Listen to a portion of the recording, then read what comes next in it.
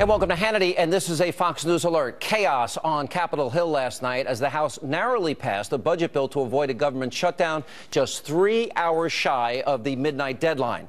Now, Fox's own Ed Henry standing by tonight at the White House with all of today's political fallout. Ed.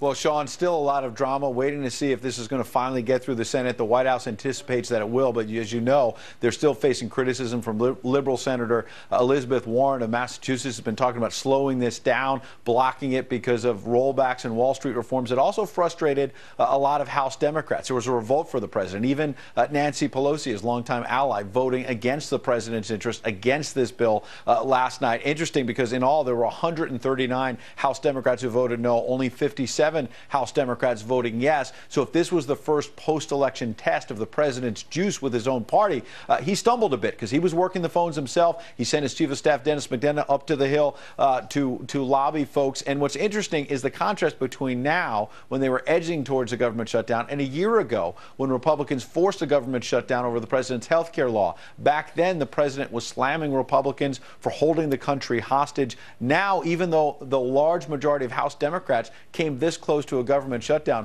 Josh Earnest was downplaying that today. Listen. A year ago, the president, Jay Carney, others said they were hostage takers. They were terrorists, basically. Because they shut down the government, Ed. Well, and Democrats tried last night. Well, what might not have succeeded because what Democrats said was that Democrats said that they would not be willing to support this compromise proposal because they had concerns about specific provisions.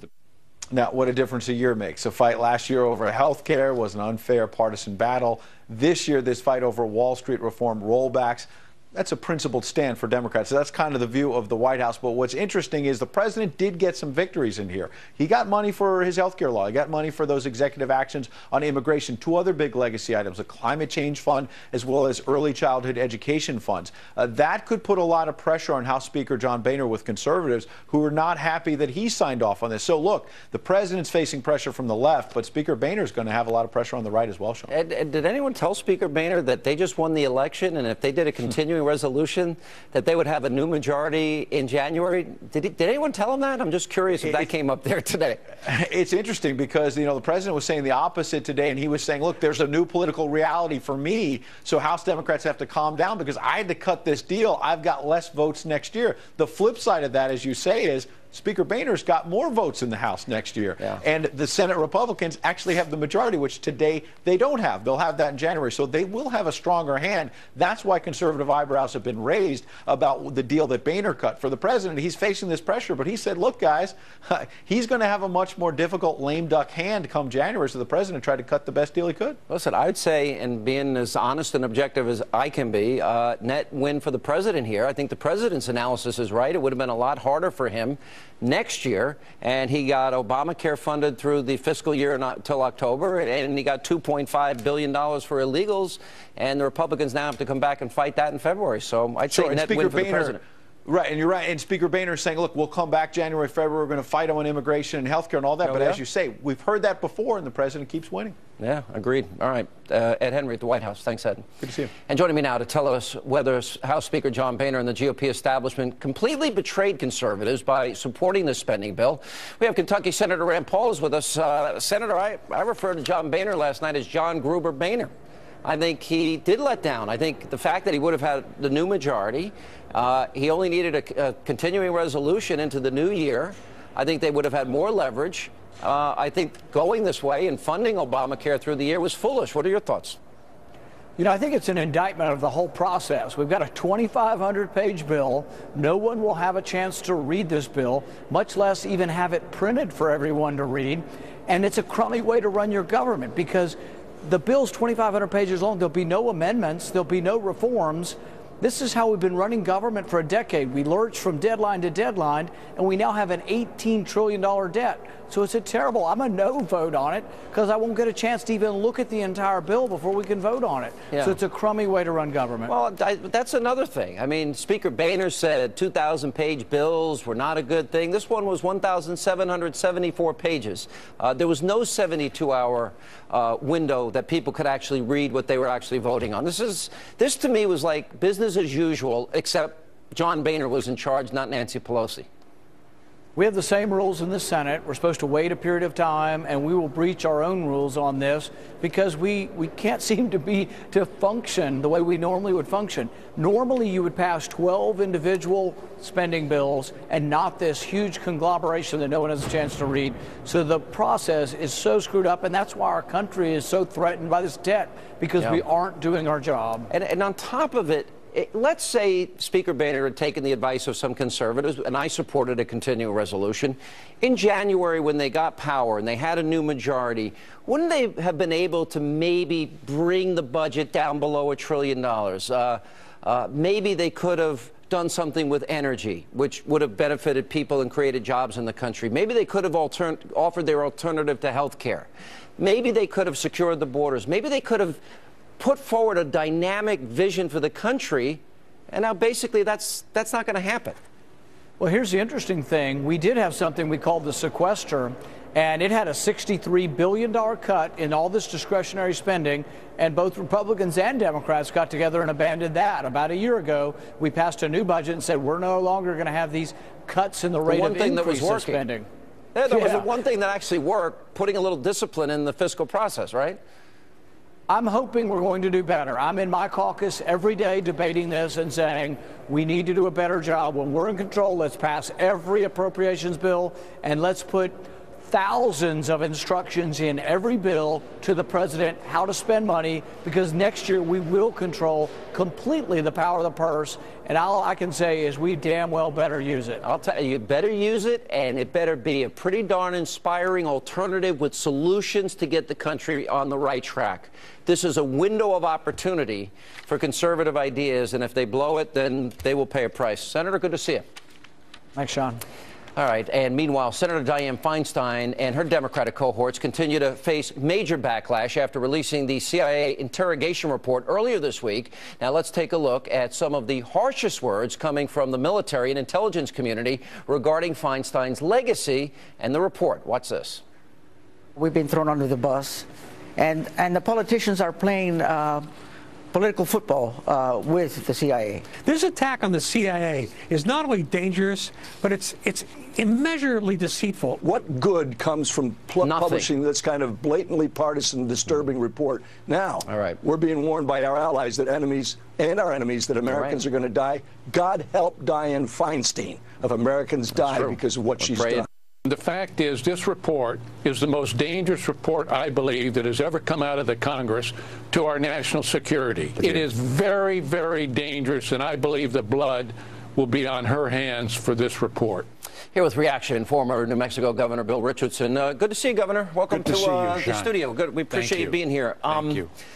I'm not being callous as I ask you this question, but if you had a choice between enhanced interrogation, sleep deprivation, even waterboarding, or a drone hitting you on the head and killing you, what would you choose? And I'm not trying to be facetious or play a trick on you.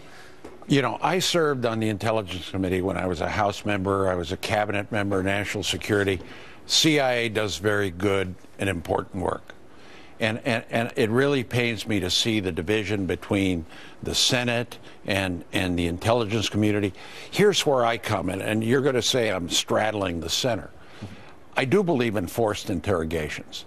I don't think you need the waterboard. It's questionable whether it works. Now, what I think is clear here is what we shouldn't do after all this episode is hurt and decimate the CIA. They're valuable. They're very good workers. They provide... Don't you think this report does that? Well, yeah, it hurts us overseas. But what I want to see more, I know there's this emphasis on cyber and digital media. We need more human intelligence. We need more spies. We need more commitment to Arab speakers and ISIS, North Korea. That's what we need. Have you known me to be a big supporter of Obama? No. No, not too much. Not too much, right? Okay, I do support his use of drone strikes. Yeah. Because there is an enemy. This is a war. I wish he would identify it as a war against radical Islam and a war against us. Here's what we now know. He has killed with drone strikes 2,400 people. In Pakistan alone, the estimates are between 400 and 950 civilians and 168 and 200 children. In other words, collateral damage.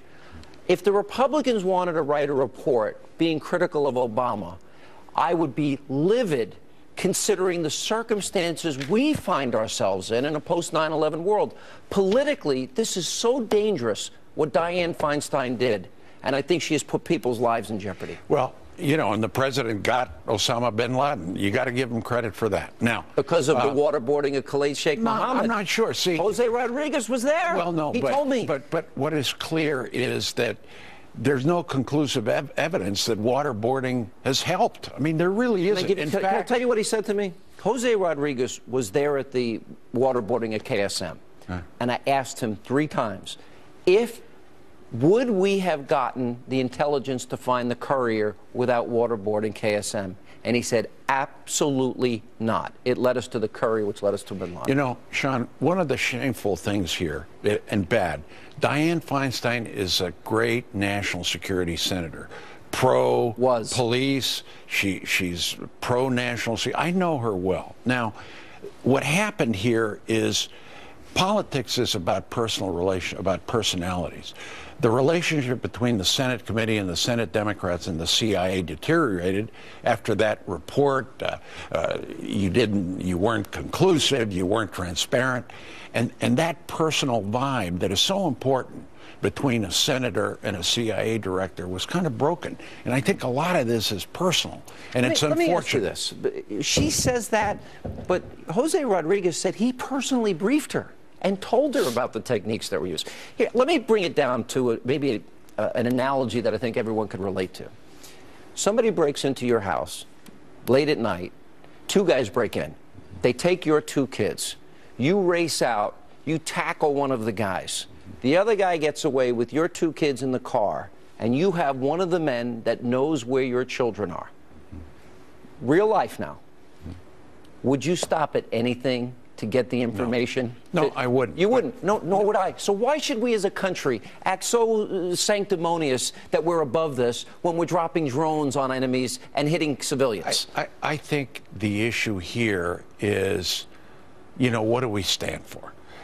And I just don't think, and it was, I think, fairly conclusive that waterboarding did not necessarily, and, you know, Rodriguez is an expert on, he's a good guy. I just don't think that these interrogations, I'm for strong interrogations, but waterboarding, sleep deprivation, you know, some of that rectal stuff. Gotta be painful. Yeah, I don't know about that. I don't think that works. I don't know. I don't think that works. He says it does. But if you had to get a quick answer out of that guy, you really would stop at nothing. Because I would stop at nothing. To protect my family. To protect your family. Sean, what we need is more human intelligence, more spies, more penetration of the Middle East. Agreed. More language training in the Arab world. No disagreement What's happening in the Arab Spring. And I worry that this period is going to keep good young people, men and women, from joining our intelligence service. I regret this. All right. Good to see you. Thanks so much for being with us. Appreciate it, Governor Richardson. Coming up, bigwig Hollywood executives over at Sony Pictures in hot water tonight after the company is hacked and their racist emails about President Obama exposed. We're going to explain that coming up next. And later, in the wake of the New York grand jury decision not to indict an NYPD officer in the death of Eric Gardner, well, the governor of New York, Andrew Cuomo, thought it was appropriate to take some advice from a guy that admits that he sold crack and was a drug dealer and actually shot somebody. And we'll tell you who it is as we continue. That leads us, by the way, to tonight's question of the day. Should the governor take advice from Jay-Z on police brutality and race relations, considering his background? Head on over to Facebook.com/Hannity, on Twitter @SeanHannity, and tell us your answer. My answer at the end of the show. Thanks for being with us.